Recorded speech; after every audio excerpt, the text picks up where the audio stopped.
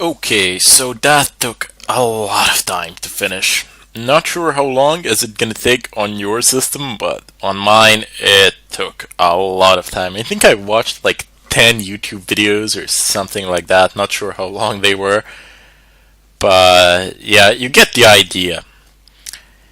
Anyway, from here onwards, you can just copy most of these commands, and that's exactly what I shall do. You can make your own mount pointer. You can just go ahead and copy this one. I mean, no big deal, whatever.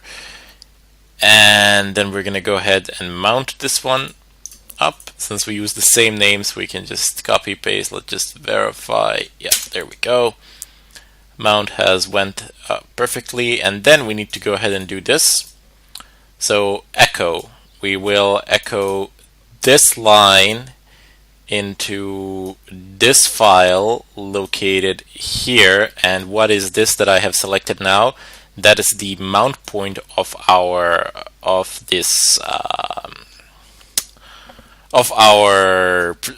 storage. So my USB, what we have just formatted with Lux. Excellent. So now we're done with that. We can feel free to unmount it. And well, first press enter, and then let's go ahead and unmount it. And then it says close the encrypted channel to our persistent partition. So yeah, we can basically just go ahead and close it with crypt. Make sure to know the password.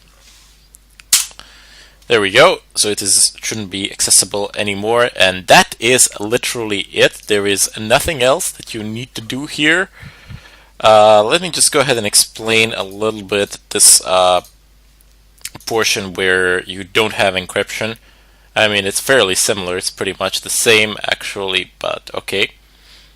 And let me just go ahead and see.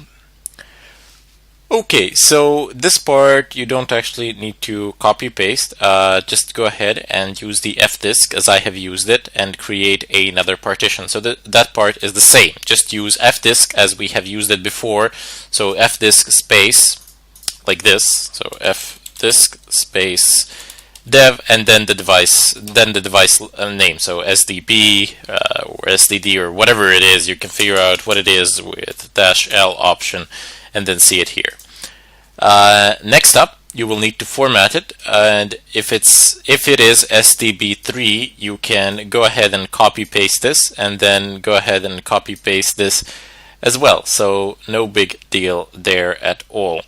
And then just keep copy pasting until the end. The only thing that you will need to change is SDB3, maybe. Just as I said, check it out with your fdisk and figure out what it is.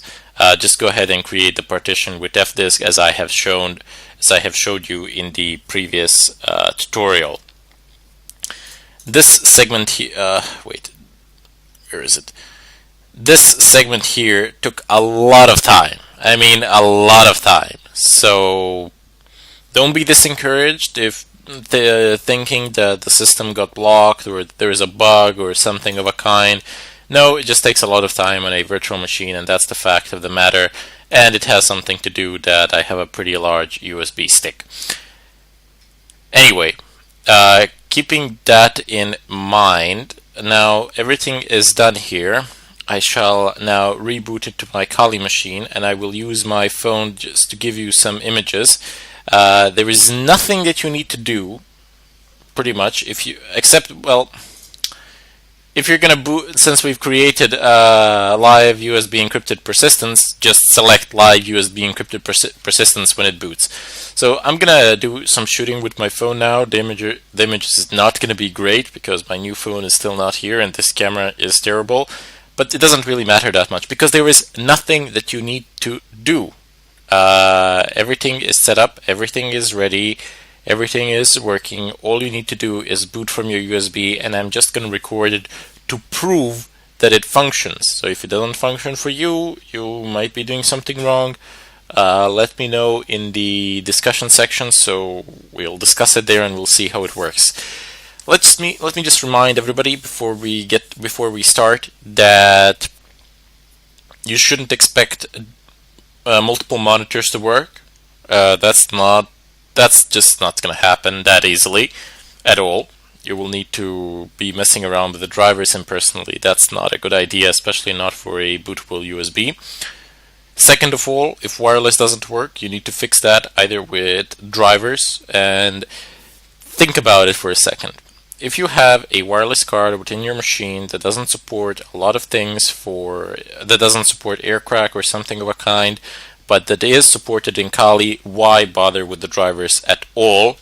If it's not going to be, you will still be able to connect to the wireless access point, but you won't be able to do half of the stuff with wireless, so why bother? Then just get another wireless USB adapter, which you can just plug and play, and it will work. Anyway, what I'm going to do now is close my